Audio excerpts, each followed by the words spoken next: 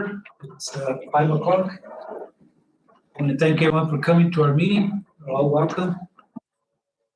Our second item is invocation. Adrian, would you like to do that for us? Certainly. If you want to stand, please.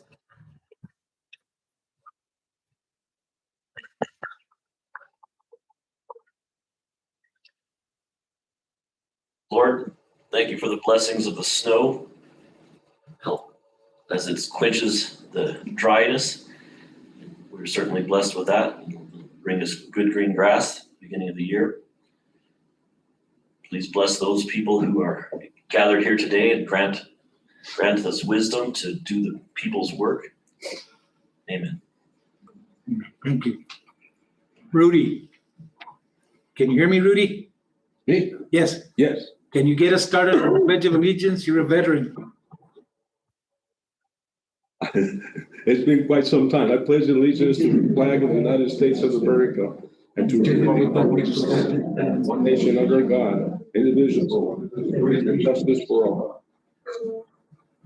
I salute the flag of the state of Mexico, the perfect friendships and loving kindness. You did very good, Rudy. Thank you. Thank you for your service.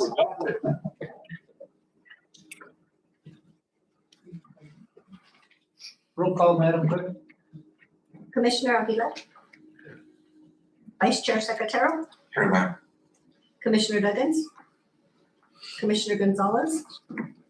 Chair Martinez. Present, ma'am. Okay, item 7, approval of minutes of January 10th, 2023.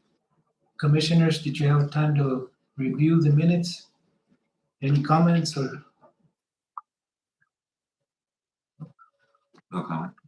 Couldn't make a motion to receive them the way it is. Okay, motion by Commissioner Secretary, Second. second by Commissioner Aguilar. Any further discussion? Hearing none, all in favor signify by saying aye. Aye. Any opposed? Hearing none, the minutes of January 10, 2023 are approved. Thank Ms. Armijo, that was a lot of minutes. Yes, Thank it you. was. I will. Thank you. Item 8, committee and department reports. Acknowledge department reports, detention center. You guys have a chance to review it? Any questions or? No, sir. Any other department reports? Here. Oh, there's a road supervisor. Art, you want to say something?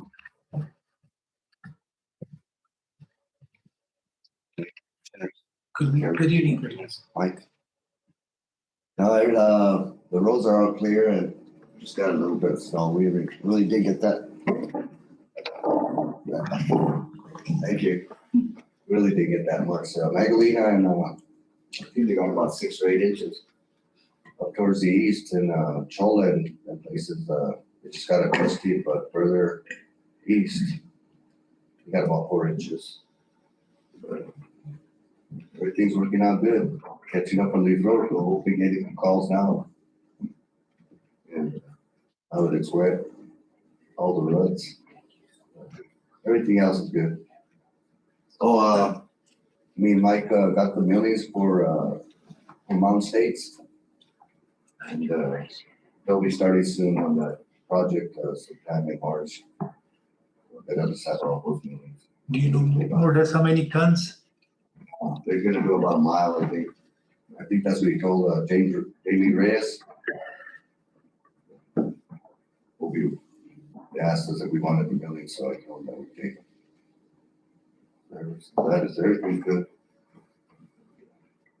Any questions from a road supervisor? Did you guys get anybody hired or any more help?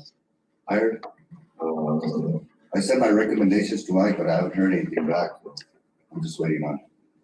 I know you guys were shorthanded, right? Yeah. Any other questions? Would you like me to chime in on it? Yes, sir. Thanks, Chair Martinez. Commissioner Aguilar. Evening, Art. Good evening, Mike. So we have two that are pretty much in the queue to be hired. Almost everything is done. We have one more background check to do. One's already been cleared. And still advertising for your assistant. Yes, And yes, we are. I still advertising for equipment operator 3. Yes, I am. It's just that we haven't had time. Yeah. Just that we've been pretty busy with And the roads. I check applications every morning. I'm doing that now, so, I haven't seen any from those, either one of those two. But the other two are laborers, and they should be on, the hope is by February 6th. Good. Let me ask this question, Art and Mike. So no one has applied for the operator 3, not even the current employees that we have on board? I have not seen any, operator 3 applications. You don't have anybody that's a 3, a 2 that would qualify, that could apply for it? I think it was, I don't know if Debbie showed it here. I think it was Robert Montoya and, Antonio Burrow. That's probably before I took it over, Deb. I think she sent those to you, right? Yeah. Yeah, so he has to interview those. I still have to interview him, just that, haven't had time. We've been trying to catch up. on Okay, these so roads, there is somebody Yeah, there. for the operator 3, yes. Okay, And then I'll move up one person from operator 1 to operator 2. okay. We'll go from there. On the assistant, is that salary advertised on the advertisement? Because that's a pretty good thing, job. That was pretty decent pay. I believe, hard to talk to somebody that was interested, but I don't know if they, I guess they. He hasn't gone back to me yet, but he said he'll let me know soon. So I'll keep Mike in touch and he can get over to tell you guys about it. We usually advertise the position and they call and we give them the pay range. That's been the case, especially lately with the new compensation package implementation. Yeah, that's what I saw. Well, today I saw one of your operators manual. Yeah. There was a lot of snow on the main road going from 60 going up to South Canyon and those areas. And he was cleaning the snow. I told him last time to bring in that grader so you can have it close to Magdalena in case we have to go up Top Canyon and feed that area. The school bus routes. And shortly after that, I got calls from the public. They really appreciated it because there was quite a bit of snow. Got it off the road and roads are clear now. You guys also did Water Canyon, Yes. which is good because that's a lot of people go up there. Thank you. Tell him thank you and did it pretty quick. Sure will. Thank you. Thank you.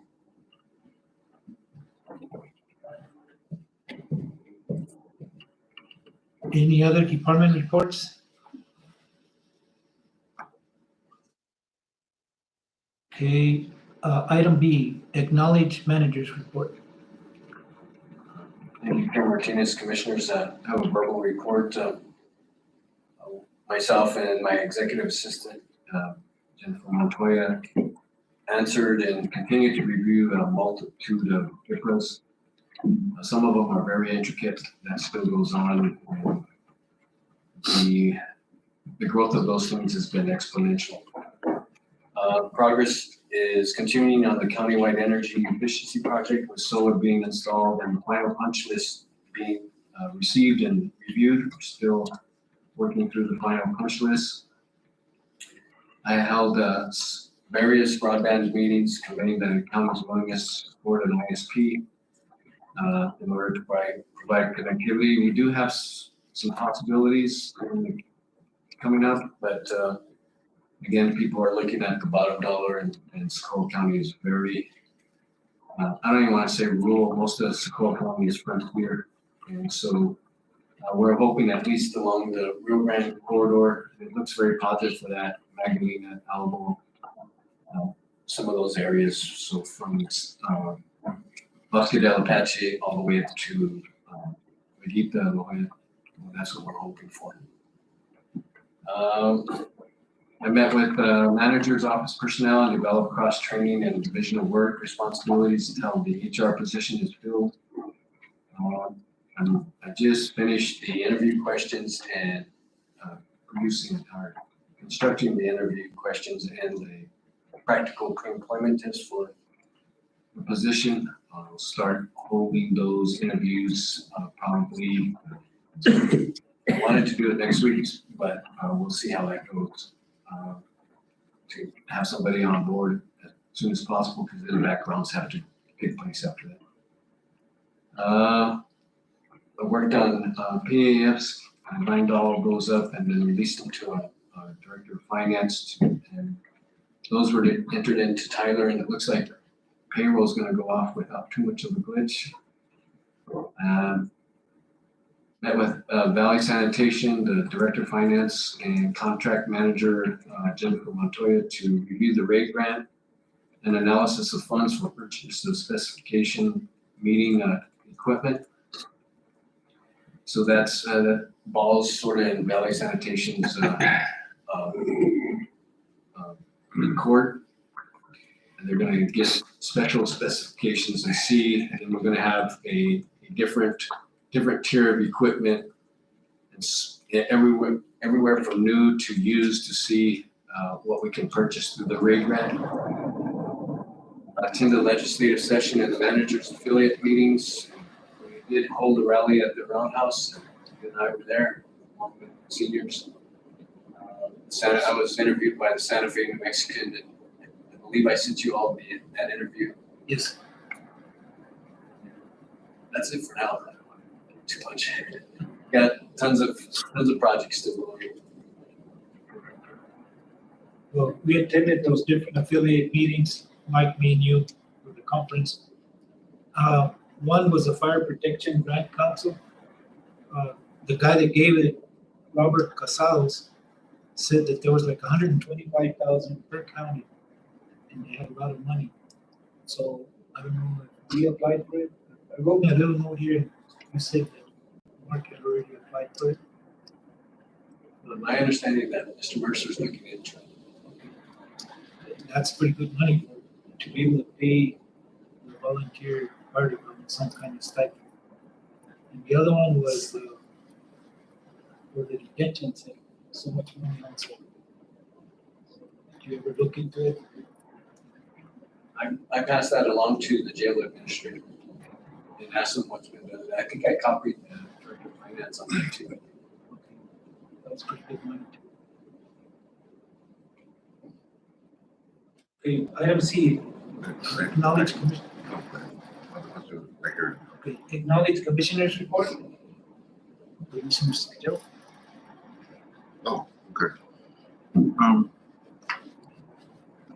Good evening, everybody. Mike, I just have a question, several questions in regards to that package that we had adopted in regards to raising up the wages for our employees.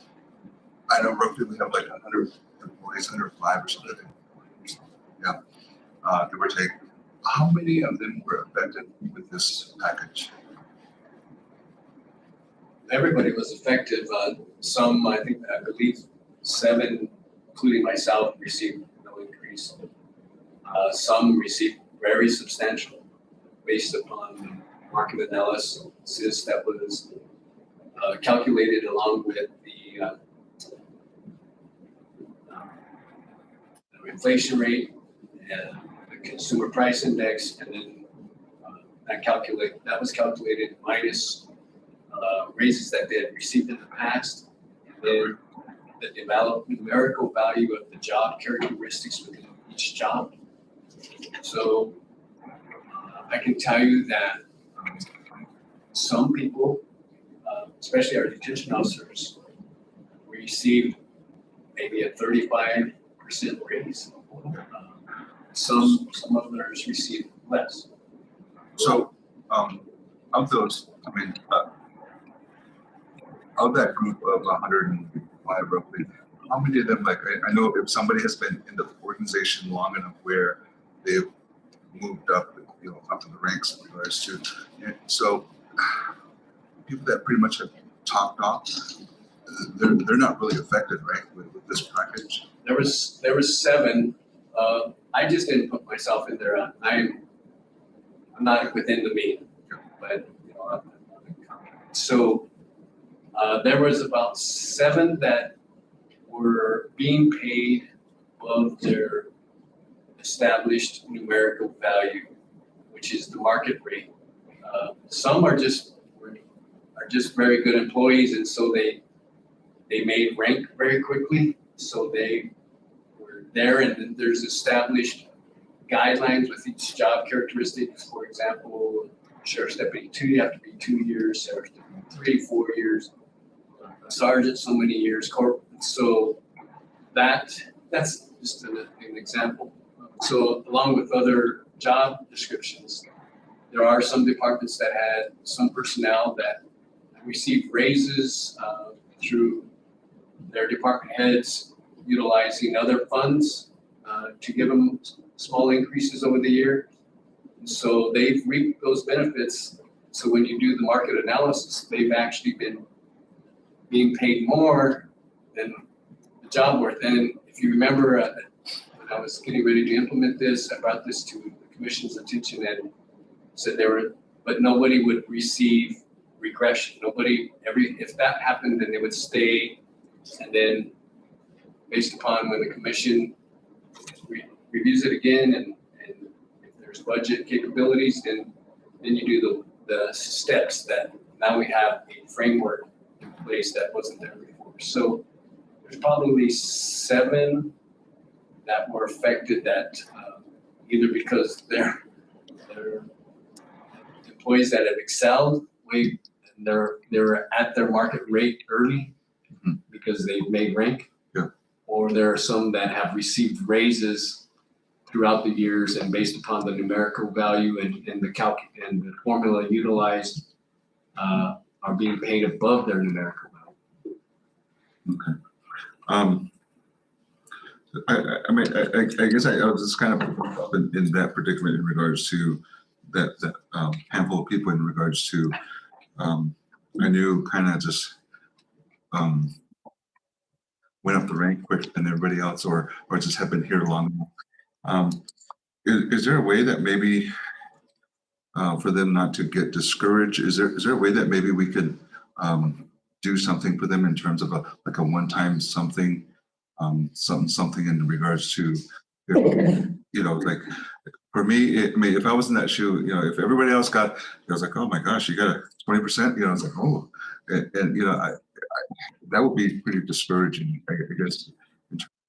So I guess what I'm saying is, would that be possible if we could do something for these handful of people that, just a one-time thing, just so that we also, acknowledge that, hey, yeah, you yes, you do excel, but then again,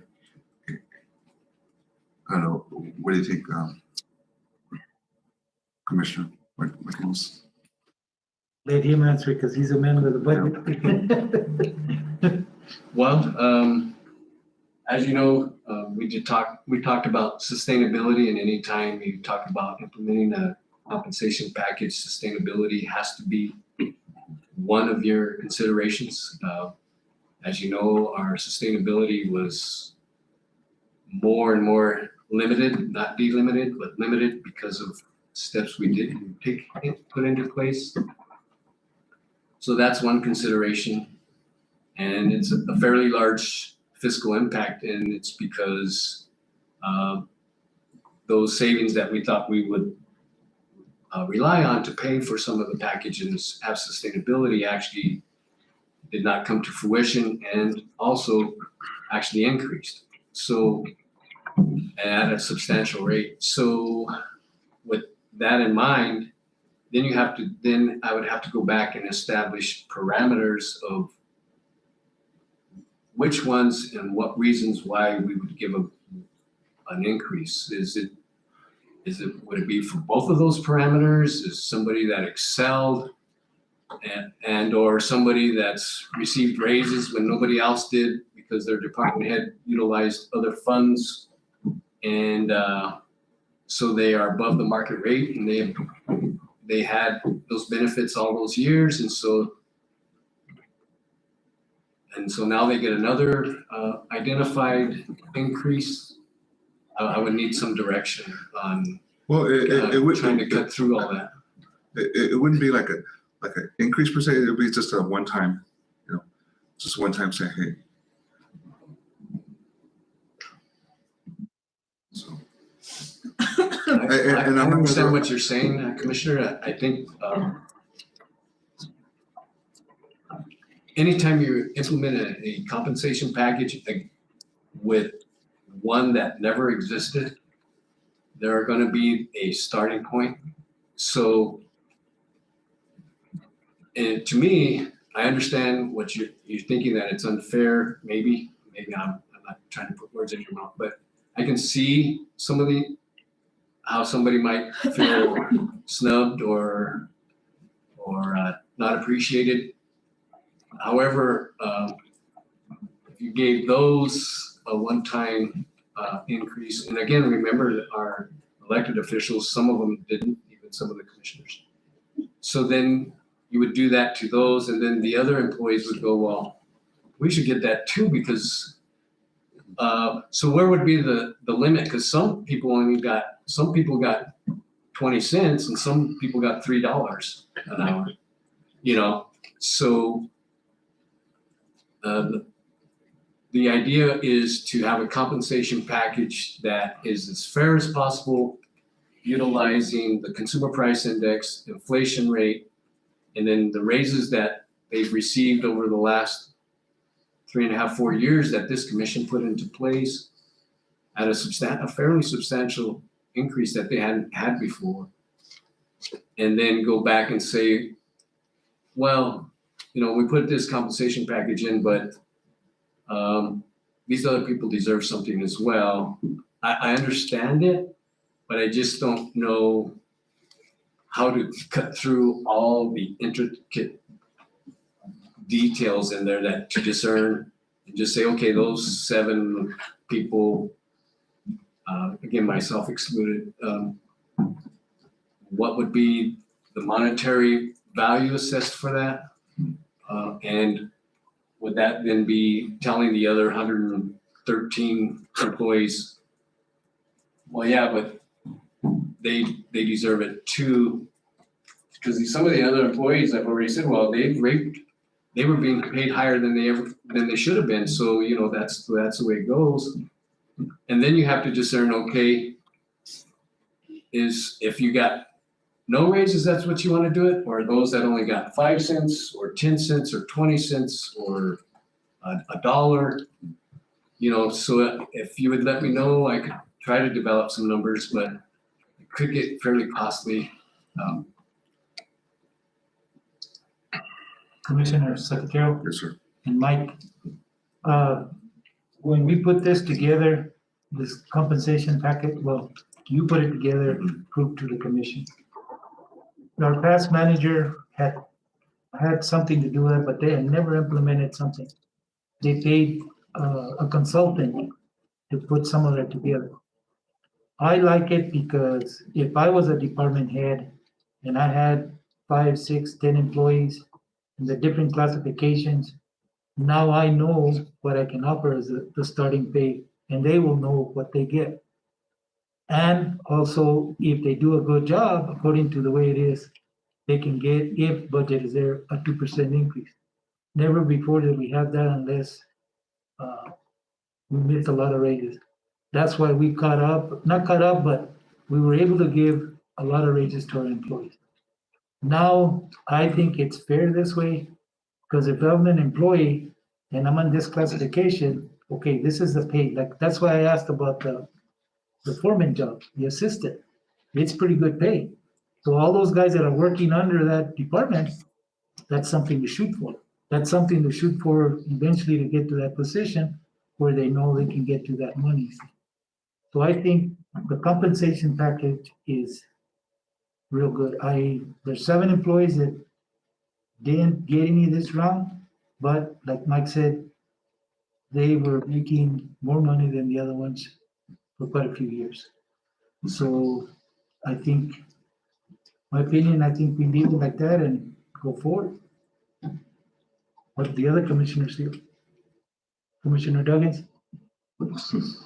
You've been quiet, so you feeling better? Well, I'm a little weak, but I'm all here. I've said before, I think we've been very generous the last 2 or 3 years. We've given, 4 or 5 raises? I can't remember.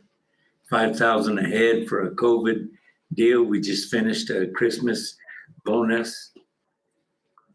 And with this package that we passed, I was in hopes to put this to rest and let's work on the community.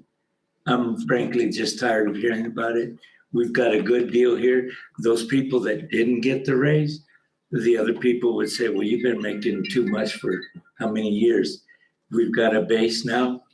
We've got a built-in raise upon the approval of the commission and leave it at that. And let's work on these people's problems, the community. I'm in another organization and we don't spend near this kind of time on employees. We take good care of them, but we've got a lot to do and it's good the way it is. Let's move on. That's my say. Any comment, Commissioner Aguilar? No, sir. I believe it. That raise, I wasn't here when you guys went through with it, but I believe, like you said, it gives them an incentive to work harder and maybe work towards that, promotion, make more money. Thank you. Anything else, Commissioner Scipio? No, sir. No, sir. Like I said, this is talks, this is talks and Okay. because I was just thinking about the whole package because I received a couple phone calls and I was like, it kind of made me think, But yeah, that's all. Thank you, gentlemen. If you'd get meaner like me, you wouldn't miss it. Any other commissioner have a report? Aguilar? No? Done. Okay. Public comments. Jennifer, do we have any? We have Herbie Romero and Manny Romero. Okay. Richard? Do we need to just? Hello. My name's Herbie Romero. I'm here with Manny Romero and Rick Thomas. I almost forgot, ma'am. Let me read this. Yeah. One of the commissioners reminded me. During this portion of our meeting, we welcome your suggestions and want to hear your concerns. This is not a question and answer period. Speakers will be limited to 5 minutes.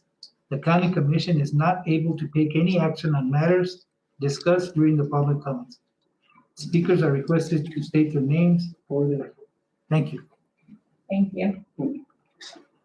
Hi, Commissioner. Hi. Hello. Commissioner Dunn, nice to meet you. I don't think you were here last time you were here, so nice to meet you. We just wanted to come and, kind of speak on our behalf against accusations that have been made against us and let you all know, we have spoke with Jose. I believe he's the ordinance officer. He's been to our house multiple times. We welcome him anytime he would like to come. We have had, multiple people out there and we seem to be in compliance with everyone. And if there's anything else, we need to do or improve on, we are more than happy to take anybody's thoughts or questions. I've been in contact with Gail. Also, I have, they've been great. They've worked with us. We seem to work with them.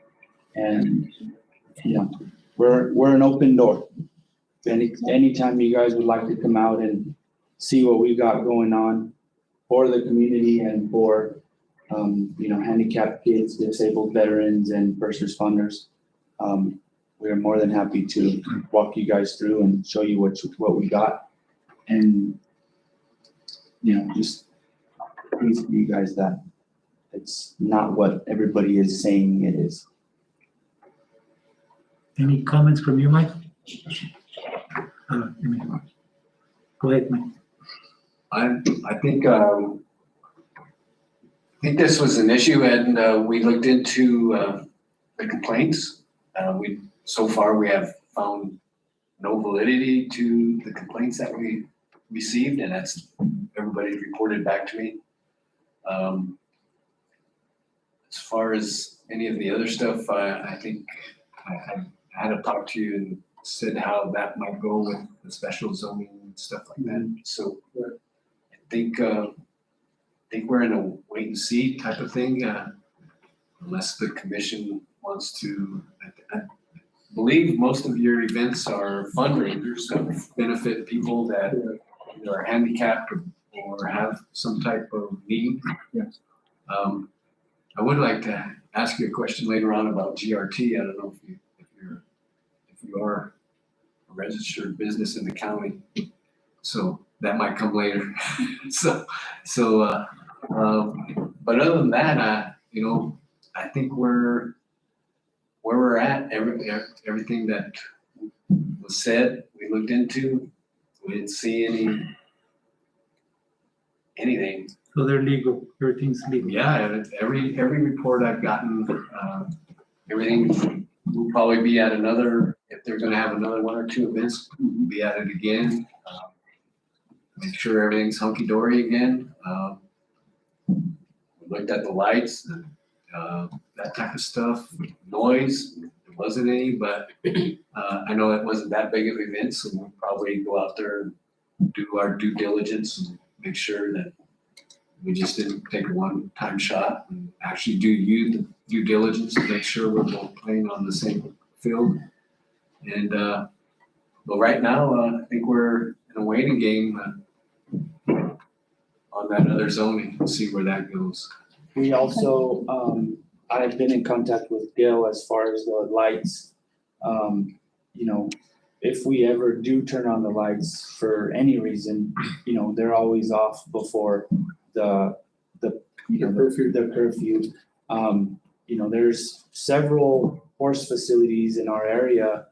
I don't know if you guys are familiar with, the breeding from horses and stuff, but it's artificial insemination and they have to get those mares in the season. So they leave those lights on 24 hours, well, all night, yeah. They have to be under light so many hours in a day. And, they leave them on and we're in the same county as they are and it's never been an issue. So it's kind of crazy that our hour or 2 that we leave them on kind of. But the facility is open, like Michael said, it's open, we do events for the riding center, which is a 100% nonprofit. And the facility is open to anybody who wants to come. We have people come on different occasions and they just bring the kids and they pack lunch and make a day of it. And so it's not here to, a lot of the community is here to help. That's your 5 minutes, so thank you. Thank you. Commissioner. Jennifer, is anybody else want to come? I have Diane Chavez. Okay. Oh, you're the one that sent that email. I saw it.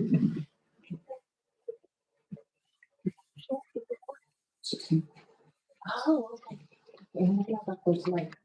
Mr. Annoying. Hi, I'm Diane Chavez. I live in northern Socorro County, probably not too far from these guys. And I know about when they're talking about getting those mares in the season, those lights are pretty great. I wanted to kind of read that letter that I wrote to you guys. I'm not sure if all of you got it. But it concerns zoning, I guess, and so northern Socorro County, as you know, is very rural. And so I said, dear commissioners, in 2022, and about May of 2022, a couple named Alvarado with their children moved into an 8-acre previously irrigated pasture. Been nothing but that. I've lived there for 27 years. It's nothing but that. The 8 acres are directly adjacent and to the south of our property.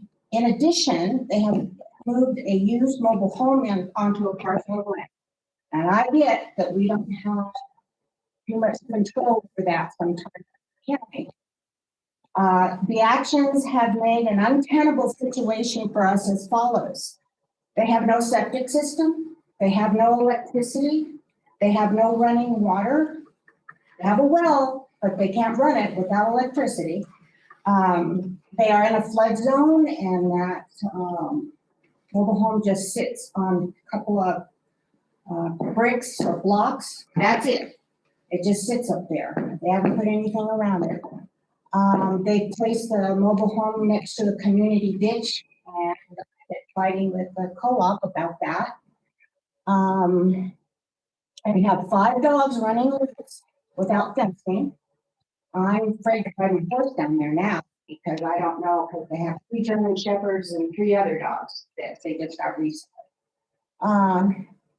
Because they are doing this, they run generators at night, their dogs bark all night long, and the children are in an environment with no heat and running water. They have 3 children. I'm sure that violates Children, Youth, and Family Department rules and statutes. In addition, Mr. Alvarado has been shooting a gun, and this is how we first met Mr. Alvarado. They had bought the land, but they would only come infrequently from Albuquerque, I guess they're from Albuquerque.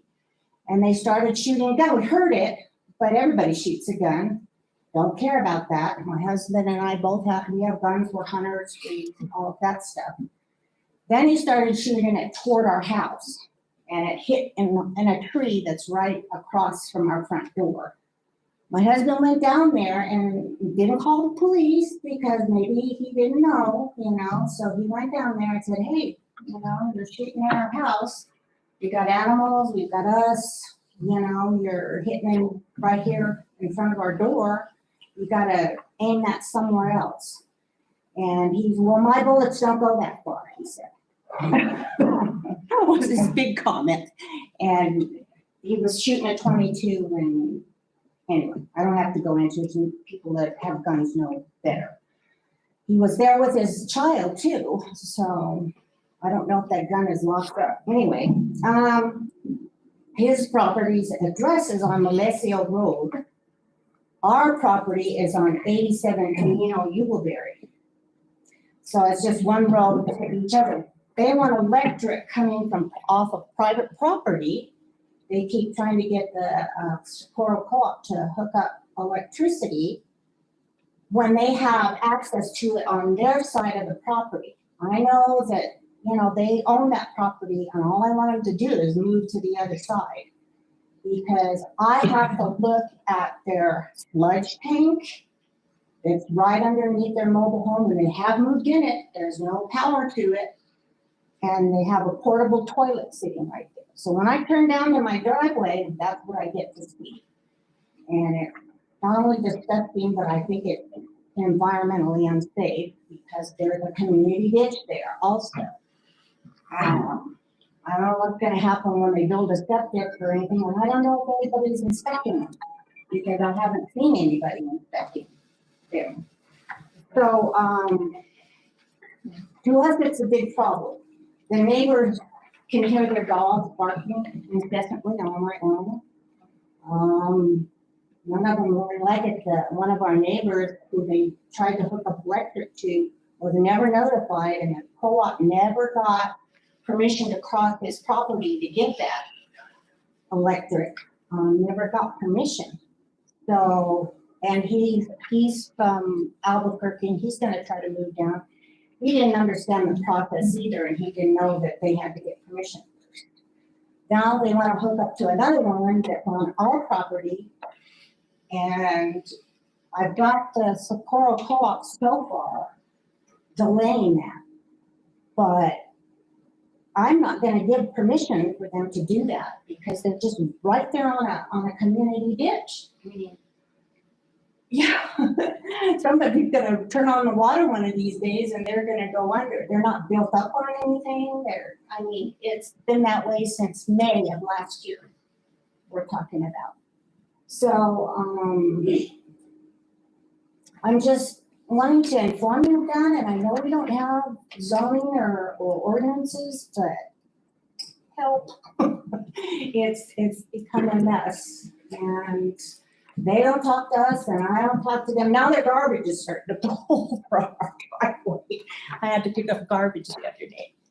And it's just, I don't know what to do. I don't know how to make the construction industries do something about it, or how the Socorro Electric Co-op can't just say, hey, you've got to get your electricity on the other side. you can't be next to a community ditch. The response I got from Mr. Herrera from the Socorro Co-op was, oh, well, you have a personal problem, I don't care. You know, and it's not that I have a personal problem, it's a statute, in the New Mexico statute. That they can't be there anyway. But so far, he's not listening to me, so that, Ms. Chavez, I answered your email. I oh, you copied, did, I haven't seen it. I copied the county manager to respond back to you. Okay, He can check with all right, what legally we can do or okay. what we can't do. That would be great, you know, even if I can get the construction inspectors down there and saying, hey, you can't do this, you know, would be great. Because I don't think they're doing that, because the first time we get flooded, I keep thinking that the mobile home's gonna blow over with the winds we've had. And the first time we have a flood, and we've had a flood down there, our barn got flooded one time. That mobile home is just gonna go, Is because it a it's big, not built up on anything. is it a big mobile home? No, it's just a a used single wide mobile home. And I don't know anything about it because I haven't talked to anybody about it, so. Mike, Chairman Martinez, thank you, Commissioner. I perused your letter before I got here on my phone, so excuse me if I don't recall everything. Most of the items on there all under state agencies. Have you reached out to the appropriate state? Yeah, I reached out to whoever, Are you that gives out the permit that, construction industries. He said, well, I gave him a permit, and that's all he said to me. And I said, well, you know, and I told him about all the issues, and he said, well, I gave him a permit. So he was, willing to help me. Yeah, there's other issues. I plan to get with the county attorney on some of them, but most of the issues there are.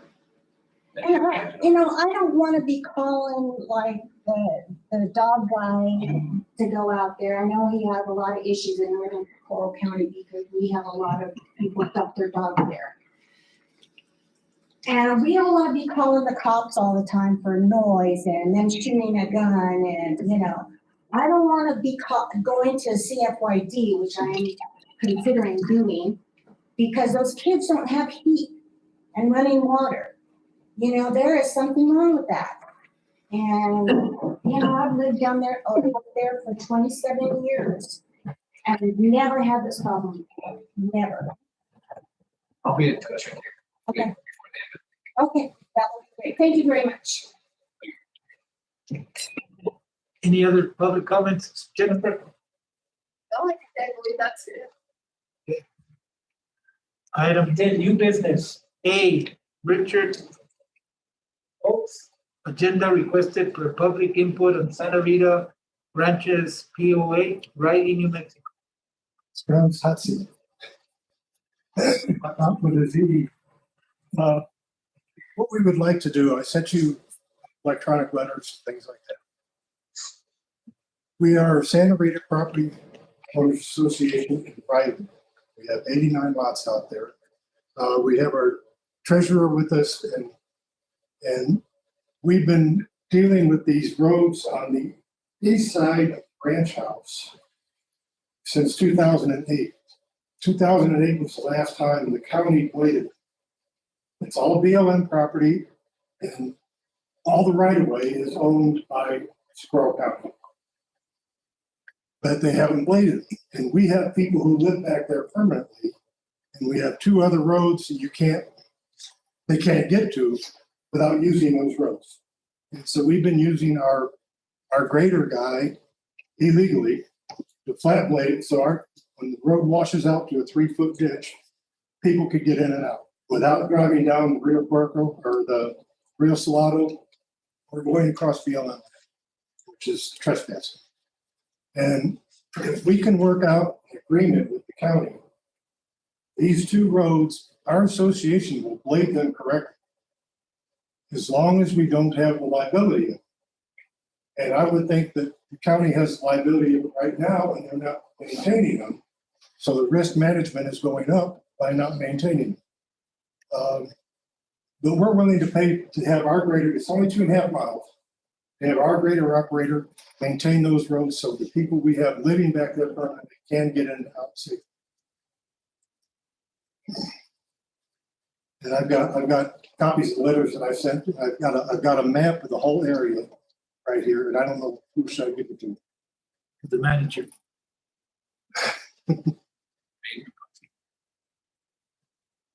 The only other problem with this is 354 right at the ranch house. This is Taquiando Royal, and it's totally wiped out this Y. That Y no longer exists. And that's been 2 years. And this is 354, goes down here, our association starts here. This is the escape route that BLM built years and years ago, so if they're having the fiesta down here at the church, and the river comes up, people could get out to County 12 and actually go to Bernard. And, this road here, I know the BLM is, other commissioner, BLM has been notified about this washout on E67 right now. And that connects County 12 to 354.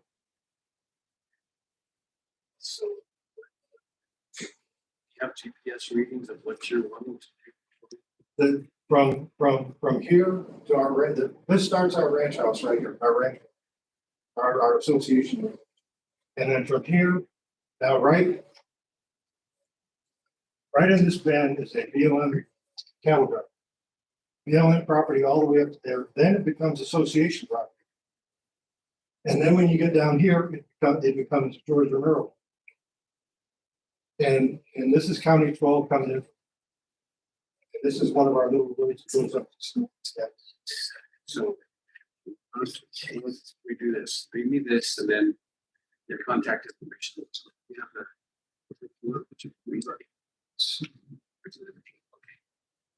okay. So why don't we check in?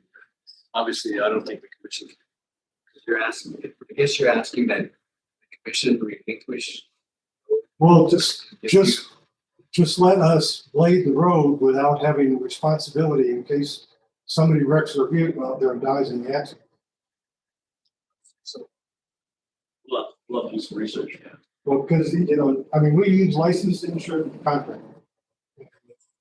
They do an excellent job. Our association roads are in perfect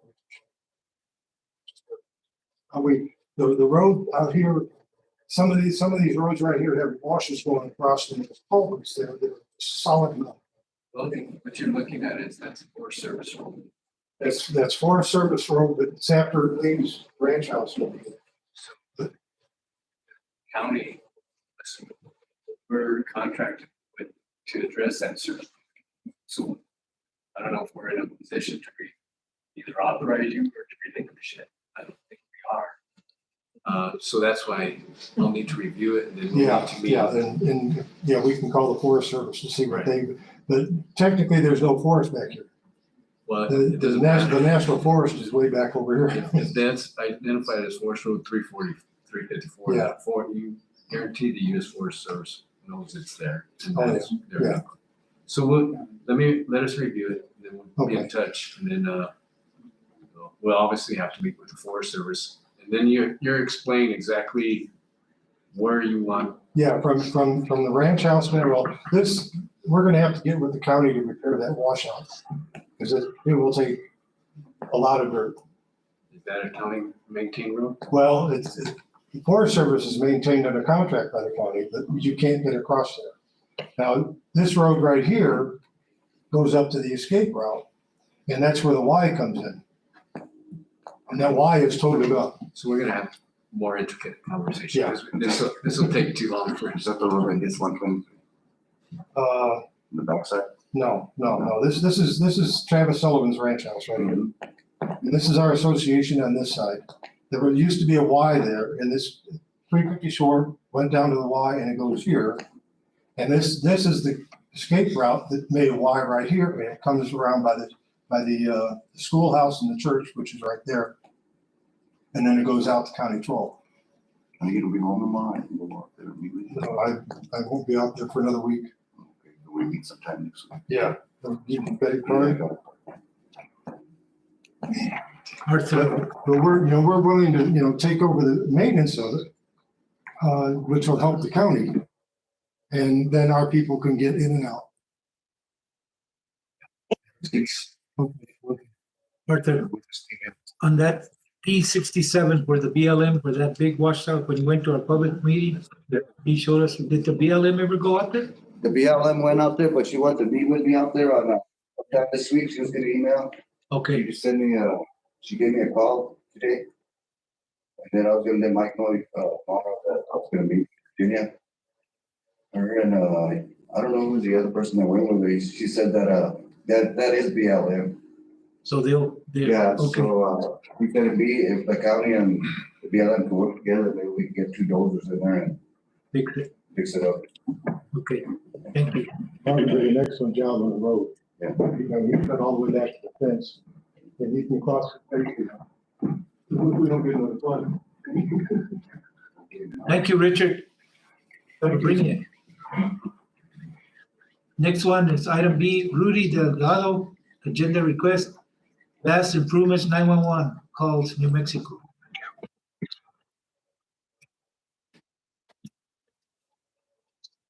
Good evening. Good evening. My name is Rudy Delgado. I'm from Socorro County. First of all, I'd like to thank you for showing interest in trying to improve the 911 calls in Socorro County. As I said last month in the forum, we talked about flaws that I experienced in the 911 calls, ambulances being lost when they're dispatched. Also touching the 911 call system, the basic, enhanced, and next generation 911 calls. I met with Socorro City Administrator, Mr. Donald Monet, the fire chief, Mr. Bocc, and we also spoke to Mr. Tarango over the phone. When I spoke to Mr. Tarango, he's indicated that they were in the enhanced 911 system. However, if they are, it didn't work as advertised because what it's supposed to do is supposed to send you to the closest call center, and it didn't do that. Mr. Monet I also forwarded all the emails to Representative Gail Armstrong, but I have yet to hear from her. Mr. Monet emailed me the information for Angela Martinez from Lee County. She is the LCCA Director of New Mexico 911 Professional Standards Council Chair, the 911 Director Affiliated New Mexico NMAC Chair. She's from Lee County. When I spoke to her, she said that there was a new system out there called Rapid SOS, which is free for 911 operators. All they have to do is contact the people and they can set it up. She said that it took care of their issues. In fact, what they did over there, that 2 counties got together and incorporated into one 911 call center. And it says it's working for them fine. They're never lost. They absolutely can see exactly where they're at. They can pinpoint to the GPS. It says Rapid SOS is an intelligent safety platform that securely links life-saving data from connected devices, apps, sensors, and rapid safety agents, 911 and first responders globally, taking antiquated analog systems to the digital era. So I don't know who takes care of the 911 calls here. I'm assuming it was Mr. Tarango. I talked to the city administrator. I don't know if it falls under them. I would be willing to go along and do some more research for you guys if you want me to. I'll even go down to Lee County if I have to, but I think this has to be taken care of. It's too important to just let it go. Mike, do you have any comments for him? I've met with him several times. I believe I asked you for the contact information for. I got it from Mr. Monette. No, the contact information of the county that you said ran it. The example he's providing about county and 911 and ambulance service, the county that was having meetings, they have their own ambulance services. We do not. It's through the city. So they have the capacity and capability to then address those types of things. I reviewed this with the county attorney as well. We're sort of in no man's land. I don't know if you have anything else to add, but Who is responsible then? The city? Because they run the ambulances? well, the city has a responsibility to respond, but then they have a protocol when they respond to a location. If it's a very serious event, a life-threatening event, those professional EMT, basic or advanced, makes the call, or the paramedic makes the call. This person needs to be transported and even maybe airlifted immediately to Albuquerque. If it's a broken arm, they're coming to Socorro. That's their protocol. And as far as their capability or ability to locate residences, that falls within their purview, either through complaints that they're not finding their home, and then the city saying, okay, we need better GPSs. It's hard to believe it unless they don't have GPSs, which everybody does. So that's the city's call there. So I'm hearing that the responsibility lies with the city of Socorro. Correct. Did you hear that? Pretty much. I'm really hard of hearing. I'm sorry. I can barely hear you, and I don't hear you at all. I heard some stuff about the responsibilities of the 911 calls there. However, if it was an enhanced 911 system, it'll automatically send you to the closest call center, and it's not doing that. That's 911 is handled through. We already had a problem over here in Socorro with a lady that was locked in the trunk of a car, and they couldn't get to her. We don't want that stuff to happen again. They did say that they fixed it, but I don't think they did. That was actually a very tragic event, and there was more things to it than that, but that was actually within the city. But I don't know where to go, and the attorney could come up with, I think we reviewed this, and 911 is not our bailiwick. We do have a GIS mapper that makes sure that addresses are received correctly and entered correctly. That's right. I don't know where else. I actually asked Mr. Delgado for the information from, I think you said it was Lee County that was having a meeting. I sent you the email.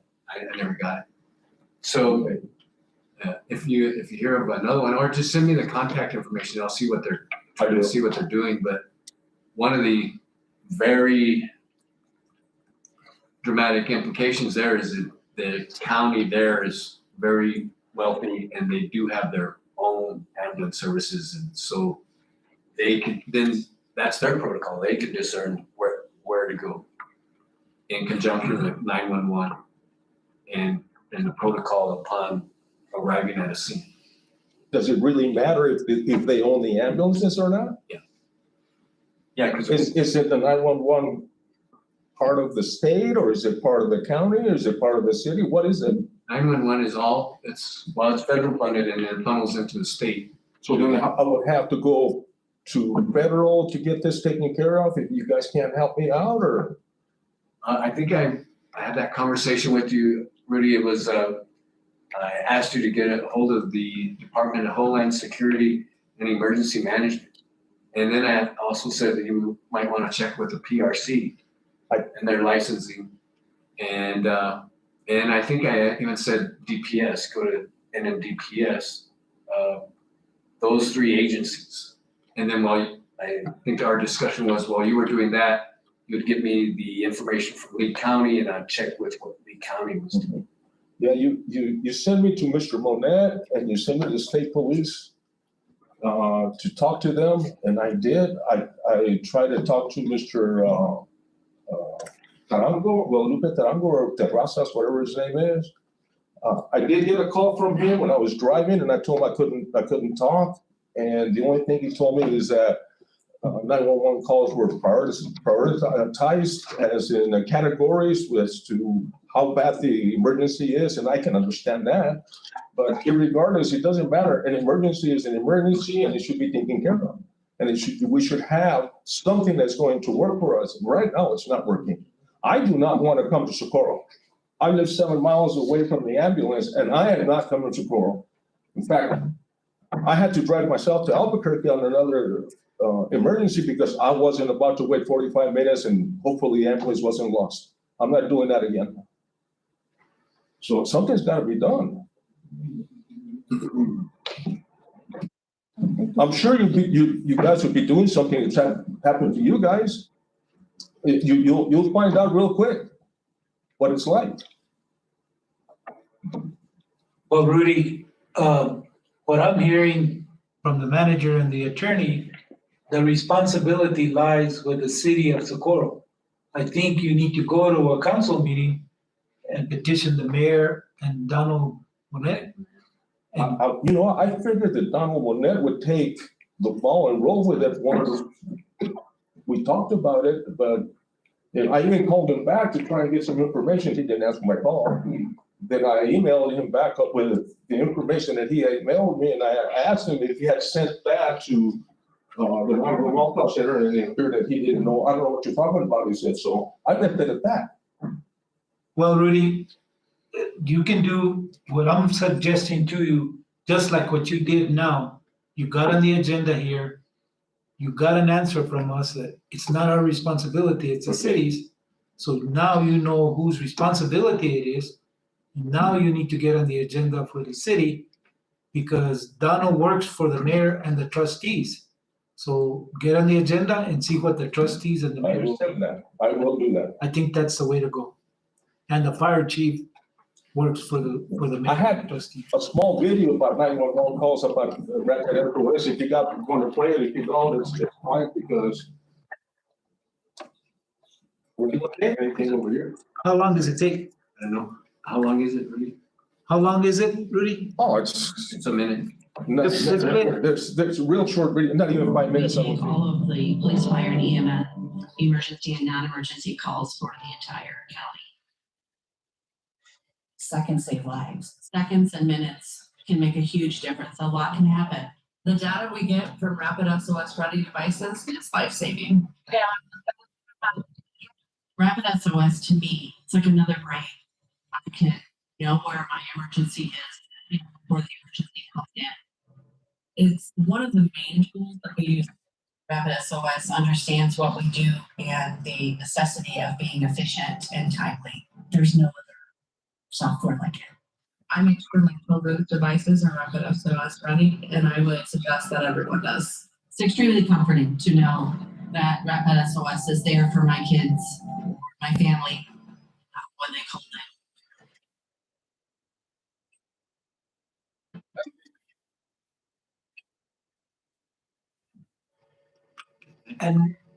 And Rudy, I do know what you're going through because I have a brother-in-law that's got terminal cancer. And when he got sick one night, his wife called me. I went to his house. The ambulance was there. They wanted to take him to Socorro. He did not want to go to Socorro. He wanted to go to Albuquerque because he felt he was so sick that he needed to be over there. And he asked me, will you take me? Because I don't want to waste my time going to Socorro. So I took him. I took him from Magdalena to Albuquerque because he was hurting and he's been to Socorro several times and he said, I need the help in Albuquerque. So that's what I did. So it is an issue. Yeah, it is an issue, a big issue that I think has got to be taken care of. But I thank you for your time. And I will be going to Mr. Monet next time and the mayor. See if I can get in their agenda and talk to them about it, because this has to be taken care of. Thank you, Rudy. Okay, next item C, consideration of MOU with the New Mexico Rangers for volunteers law enforcement support.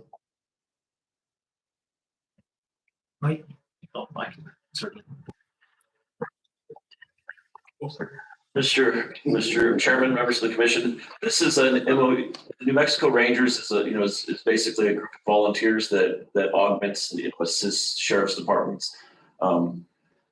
This MOU was in place previously under, for other sheriffs, but it doesn't obligate us to provide any funds, although, you're allowed to, but it's not obligated to. But the sheriff has requested that you all adopt this MOU, to help his department. What is your recommendation, Mike, and yours? Adrian? I think it's a positive. Okay, I concur. Two pass. okay, you heard the recommendation of the manager and the attorney. I need a motion to approve. So move. Motion by Commissioner Duggins, 1 second. second by Commissioner Secretarial. Any further discussion? Hearing none, all in favor signify by saying aye. Aye. Aye. All opposed? Hearing none, the MOU with the Rangers Volunteer Law Enforcement Support is approved.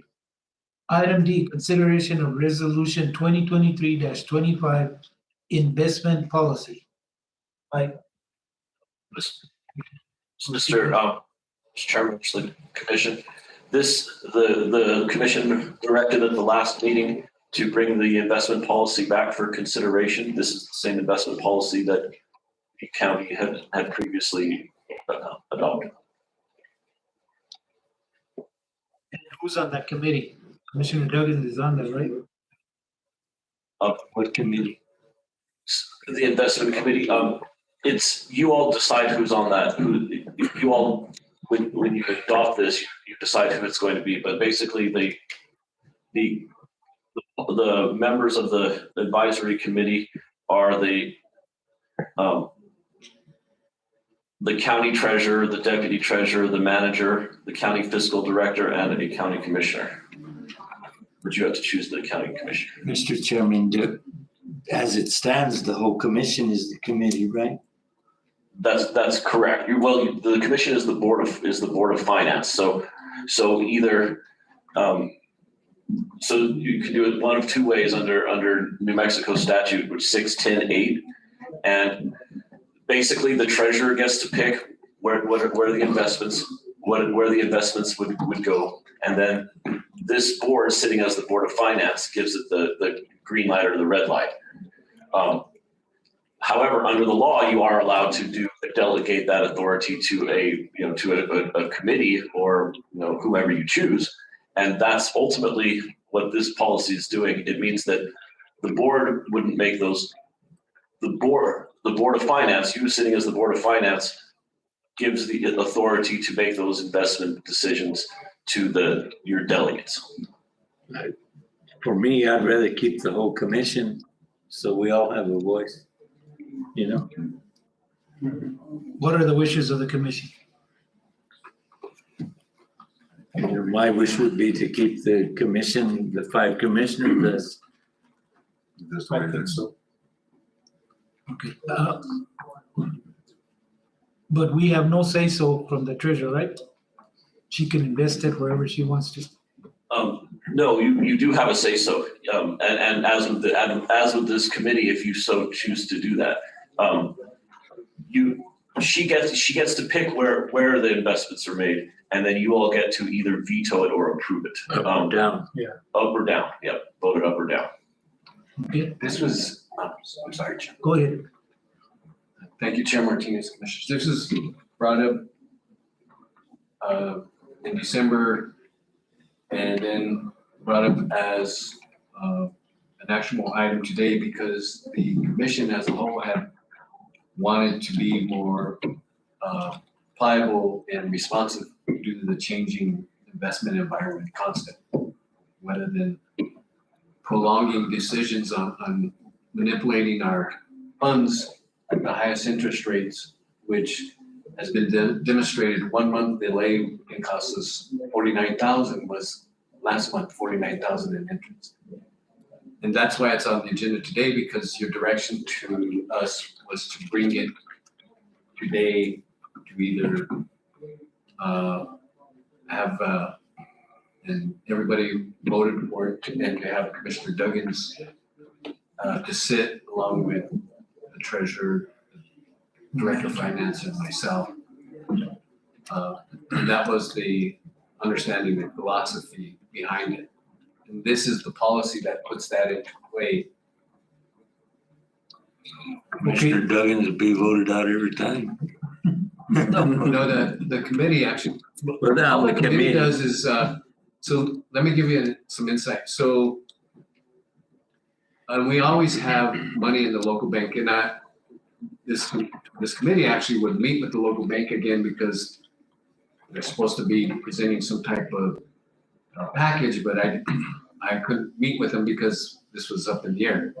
So what would happen was committee members, or the committee would select probably 2 members to meet there and say, okay, show us what your package is, let's see how competitive it is. And then make a decision to present to the commission, here's what we're doing, or here's what we'd like to do. And that's a long range thing. On a short range thing, the committee usually meets at least once or twice a week to see where we're at on investments, how much we have in our local bank. We set that limit at 5-point-something million. I think that was a unanimous vote. And then with the understanding and pliability that if things change, we could move it back out of LGIP, and if the local bank offers more, we would change it.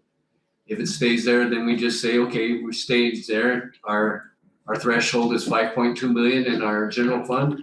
If we have 8 million, maybe we should move 2 million to a higher interest rate. 2 million at 3% is an additional $6,000 for that month. So that's the role of the committee there. They make moves that are viable and invest smartly and attempting to have the highest return for the county. And that's it without totally depleting the funds in the local bank. And I'm sure with Commissioner Duggins on there, that makes sure that would be happening. So that's just it. It gives us more capability to address the changing investment environment. That's amazing. So, Mr. Chairman, if I might, for the new commissioner, it's been a real sticking point with me and some others, but mainly with me. I believe the money ought to stay in Socorro. I believe the money is better served with projects, with building Socorro County than simply gaining interest. We have to have a cushion. We have to have a year or year and a half worth of, we have to keep that. But the problem is that the treasurer makes the decision where we're going to put the money. Correct me, Nancy, if I'm wrong, but it's her call. We're going to put the money here or there. It's our call to either yay or nay. So once it goes to somewhere, to Santa Fe, we can't bring it back as commissioners. She has to make the call to bring it back, right? Correct. Well, with this, the committee actually would say, let's bring it back. But for example, we made $49,000 last month, and at the local bank we made $180. I understand $180, and we made $49,000 in the investment in 1 month. So, and we haven't moved any. So the committee would say, okay, well, let's keep it there. We're doing well. It's not at risk, and we have more than our cushion on our local bank, and they're benefiting from us having that money in there. But we don't. But then, if the treasurer in the committee, that committee actually bounces everything around. If the treasurer just say, "I want to do it," the committee goes, "No, that doesn't make any sense." So the committee does it, and then if it doesn't make any sense, it doesn't go through. So we're the final ultimatum. And then you present it, unless we have to be very responsive. And let's say we needed, obviously, if we needed money back, obviously we'd bring it, even if we're gonna lose it. If we form this committee, it will be the say of the committee. I don't want the committee. We've tried that. I didn't like it. I want everybody here to have a say. So that would do away with, we would, in essence, be the committee, the Board of Commissioners. You currently are. If you adopt this policy, then you're delegating it to. So. I like it the way so you we just are. Leave it with the commissioners as the, is that what you're saying? Yes, that's what I'm saying. I'm confident I'll be voted out in that committee every time. I mean, I'm gonna be there, but, and I just feel like we're the commissioners, and it may not act as fast as the committee can act, but yet we meet every 2 weeks. I think that's my preference. And I understand what you're saying. Yeah, because I completely understand about keeping it local. Having a family business, we've had some issues here and there with certain banks here in Sapporo, trying to attain and keep it up there and having to talk to this bank and that bank. So I completely understand both sides. I do. Good comment, Commissioner. Okay, how do I handle this, Adrian? We need a motion. Motion to, Need a motion, one way. I'll make a motion that we leave it as is, as the entire commission. do I need, since it, Your motion would be to not adopt the policy. Right. The policy being to form this other committee. Correct. and leave it as is now? That would make it, if you don't adopt this policy, it stays how it is right now. That's If you my, adopt the policy, then you have a committee. Okay, you heard the recommendation of our attorney. Recommendation not to adopt this policy? No. Motion, No, that's not my recommendation. I was just helping with the motion. yeah, no, I made the motion that we do not adopt this new policy. Attorney Nance just clarified it. Yeah, so it's Glenn that made the motion. Correct. That basically stay the same as all commissioners having a say. I need a second. Second. Second by Commissioner Aguilar. Any further discussion? Hearing none. All in favor signify by saying aye.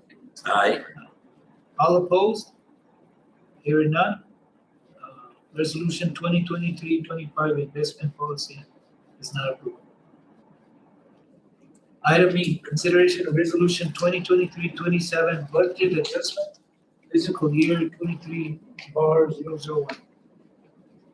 Sorry, we kept you so late. Chairman, Commissioners, if you've had time to look over the bar in front of you, the primary purpose of the bar is to increase the expenses to support the pay plan that you approved in the previous month.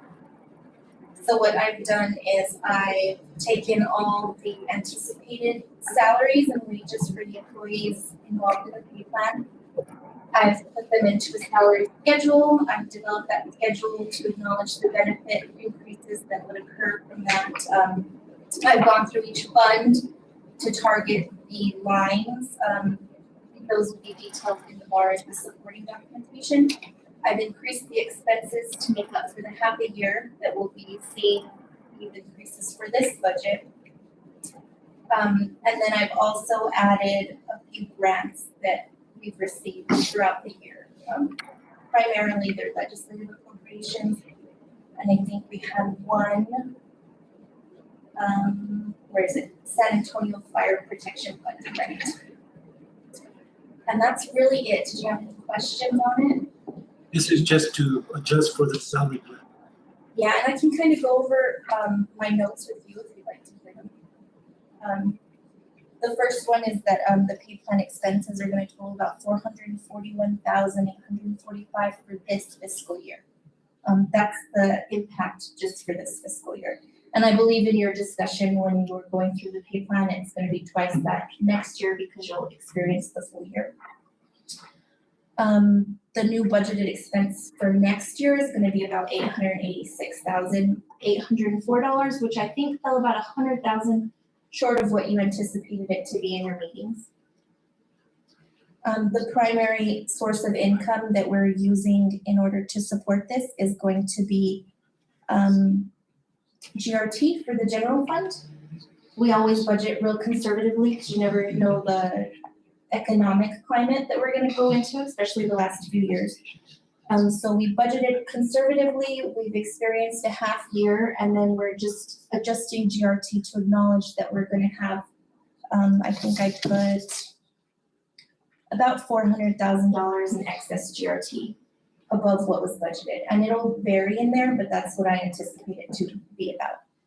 The rest is gonna be with LGIP investment earnings. We're earning an average of $21,881 a month, with our highest month earning $49,700 in December, and then $41,454 in November.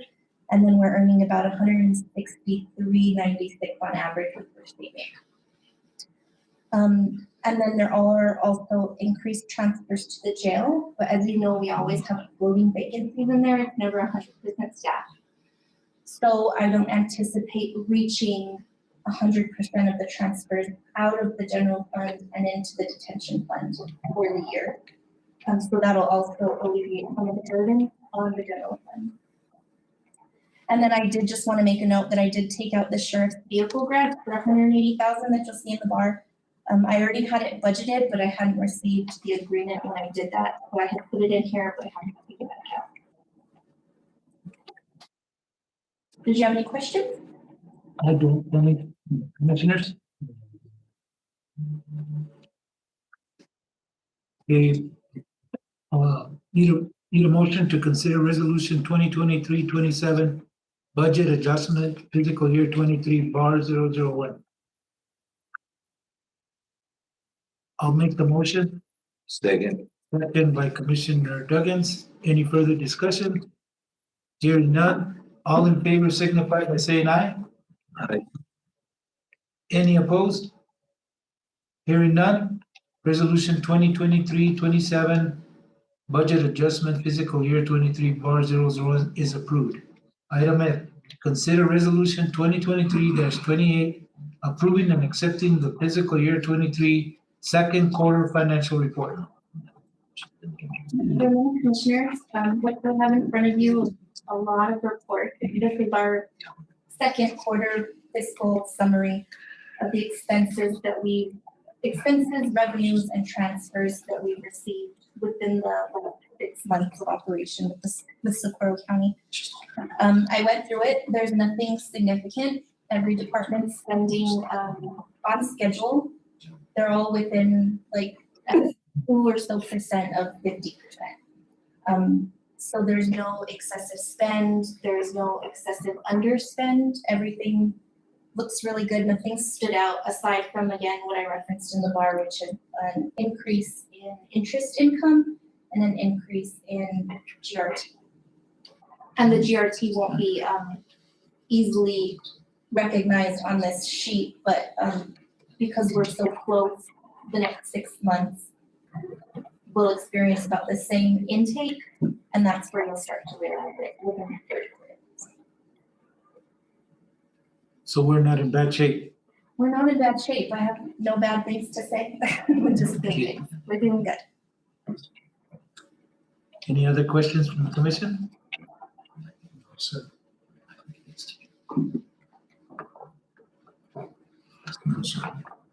Thank you, Mayor, very much more bigger.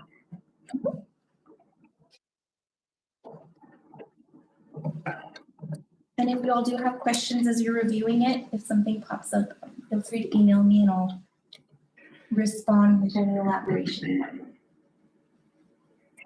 Okay. I need a motion to approve resolution 2023-28 approving and accepting the fiscal year 23 second quarter financial report. I'll make a motion. Motion by Commissioner Secretarial, Second that. second by Commissioner Aguilar. Any further discussion? Hearing none, all in favor signify by saying aye. Aye. Any opposed?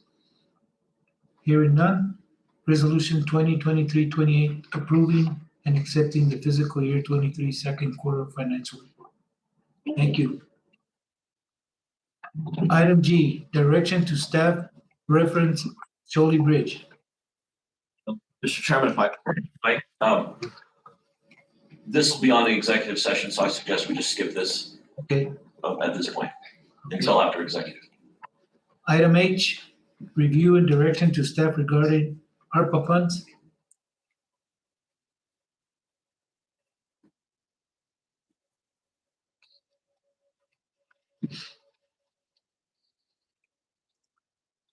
Thank you, Chair Martinez. In your packets, I believe you have the printout of our latest compilation of figures of funds that have been expended and encumbered.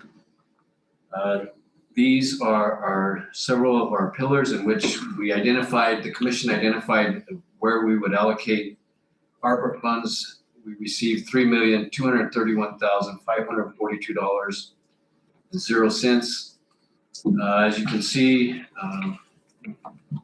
with the first tranche, we allocated 2 premium pay packages. The first one, $558,850 total. That was actually utilized due to turnover and other reasons. $462,000. Second tranche, we're probably going to only use $38,000. And so we have funds remaining in there. If you go down the list, the items in red are overuse of funds. In that category, understanding that we utilized PAYGO and some other acceptable methodologies that was issued by the federal government. But when you go to the bottom, you'll see that we budgeted $3,083,236.08. And again, we received that, so it looked like we had about $150,000. But when you go to the next page, and some of the PAYGO items and some of the funds, I also would like to I would like to move under widowers and dependent survivors. We are not getting any requests anymore for that. So COVID, yeah, we're not. did all cases call? Yeah, and they can't. There's parameters that in order to qualify, and they can't show that so far, and that's $1,000. But Okay. so I asked him. I gave him certain ways that maybe they could qualify, but he has not gotten back to me.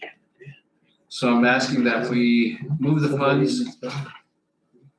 That we move the funds as they're delineated on your second spreadsheet to meet our obligations that we identified through PAYGO and the original, all the Escondido Lake, the broadband, small business grants, all the administrative fees. We didn't want to get too absorbed. We're going to charge, I believe it's 3%. And when it all comes out in the wash, we should have $36,676.14 remaining. If that's true, I'd like to probably reapproach you in the near future. We'll know as we continue to encumber, and you can see what we spent to date and what's encumbered. And that's how you get a remaining revenue amount of $36,676.14. So I'll probably be coming back to you again, and I'd like those funds later this year, if this remains true, and maybe we could use it for our energy efficiency project at the courthouse that I've asked for through ICIP funds. The windows still need to be replaced. So I would like, I recommend that a do pass to accept the funds as identified and move to meet obligations in the ARPA line items with the understanding that we have estimated and calculated as specifically as possible remaining revenue of those funds in the amount of $36,676.14. You heard the recommendation of our manager. I need a motion. So moved. Motion by Commissioner Duggins, Second. second by Commissioner Aguilar. Any further discussion? Hearing none. All in favor signify by saying aye. Aye. Aye. Any opposed?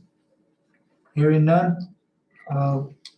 Direction to the staff regarding ARPA funds.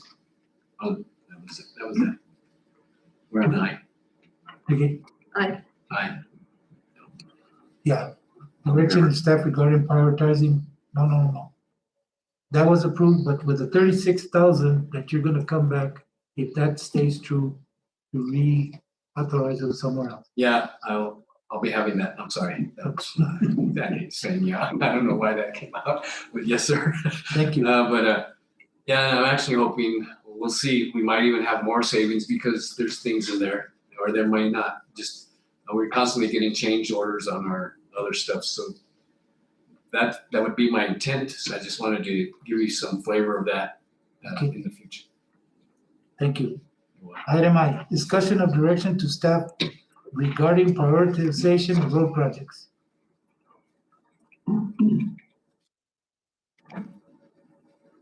Commissioner, at the last meeting, I believe in your packets, you were supplied your road lists along with maps. And I believe we even followed up and emailed them to everyone, asking that you look at it and start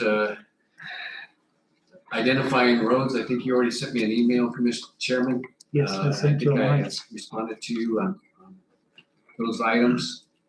So I'm asking that the other commissioners, please prioritize your roads that you would like to look at. Commissioner Martinez actually went out with the road director and looked at his roads and identified each one and how much and what he'd like to see. So if you could do that, or if you have ideas right now, if you please email me. So the idea is these have to be in by March first, and I actually set a deadline for us by the second meeting in February because something always happens with NMDOT. So I'd like to get that because what that means, it gives us 2.5 weeks to get you the cost analysis of what your roads might cost, and then we meet and say, okay, prioritize your roads, and each commissioner would do probably 3, and then we see where we're at cost-wise, and if we think that's applicable, and then maybe push it to 5 or 6, and then submit them, and then see what amount of funding we get. We never get the amount of funding we need for school bus routes because for some reason that one always gets underfunded in a DOT, but we need to submit it. When would you like them? Yesterday.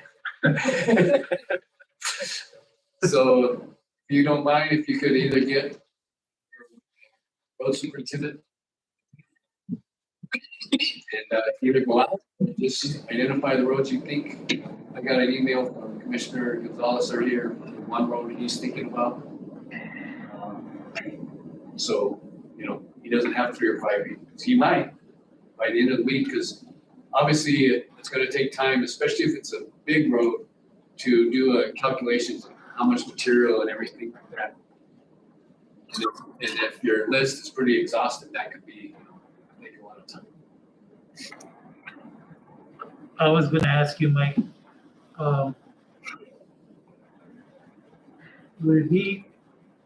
could you ask Debbie Hudson to come down to one of our commission meetings? I could ask her, but she is not the one we deal with anymore. It's Jillian. Debbie Hudson sends it out only because she's helping Jillian, but Jillian is the new one. But I can get them both up if they'd like to come. And the only reason I bring it up, so they could come and explain the different funding for the commissioners, for the roads and stuff.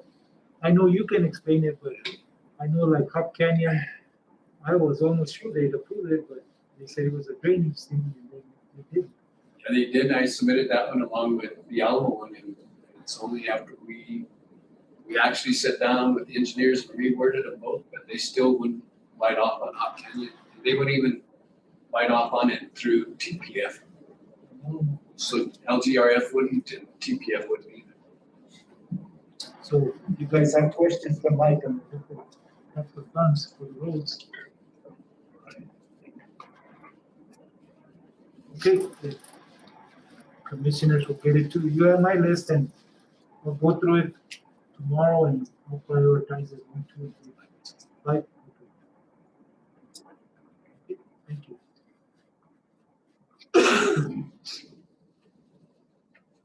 Okay, on financial action, in the past, we've approved vendor checks and payroll checks at the same time.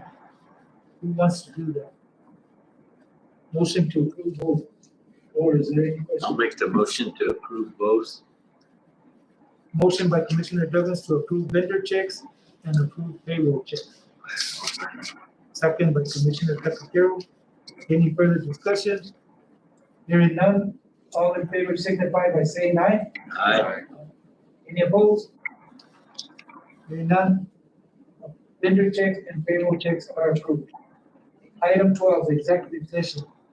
Motion and roll call vote to go into executive session and that pursuant to New Mexico State Statute Section 10-15-1, only the following matters will be discussed in closed session. A, real property, Section 10-15-1, H, solely bridge property owner. Motion to go into executive session. I'll make a motion. Motion by Commissioner Secretarial. Second by Commissioner Aguilar. Roll call vote. Commissioner Aguilar, Yes, ma'am. Vice Chair Secretary, Yes, ma'am. Commissioner Douglas, Commissioner Duggins. Yes. Chair Martinez. Yes, ma'am. We are now in executive session.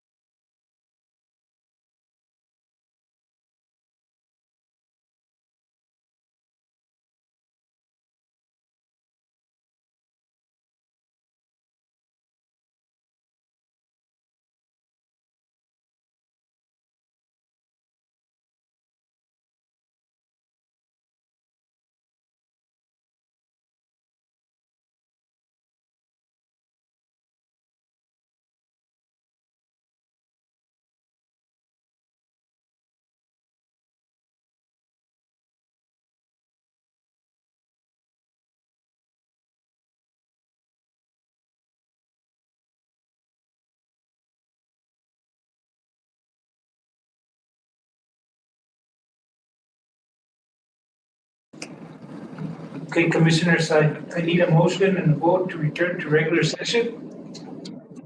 Motion by myself, I'll second. second by Commissioner Secretarial. Any further discussion? Hearing none, roll call vote. Commissioner Avila, Yes, sir. Commissioner Secretary, Yes, ma'am. Chair Martinez. Yes, ma'am. There was no final action was taken as per state statute, section 10-15-1. Under new business, K, direction to staff regarding Solid Ridge.